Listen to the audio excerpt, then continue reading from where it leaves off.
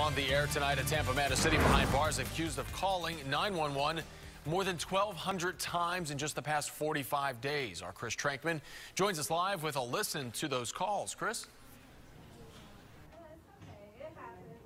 Well, this is the call center where many of the folks here are supposed to be dealing with real-life emergencies, but instead, many of these folks had to deal with a caller who is calling in at least 1,200 times bogus 911 calls. That comes out to 27 fake 911 calls a day on average. Now, deputies arrested 39-year-old Jason Honaker after a painstaking search that took numerous efforts. What made the case difficult is that Honaker allegedly made the calls from an unregistered phone. That means it had no phone number and no cell provider.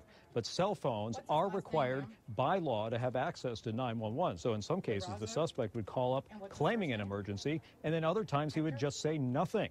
And at some point, deputies sent the chopper and canine patrols trying to find his location.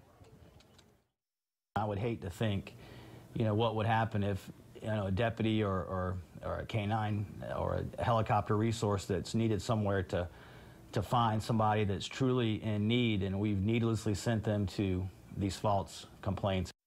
But he's not getting physical with her or anything like that, right? Now, after Honaker was arrested, investigators say he confessed to 7 of the calls, but they do believe that he may be responsible for many more. Now, any time that a call to 911 results in the costs to the sheriff's office or the police department more than $100, that is a felony 911 call if it turns out to be false. So, meanwhile, Honaker, of course, is charged with these calls, and he may be linked to many more as the investigation continues. We're live in Hillsborough County. Chris Trankman, ABC Action News.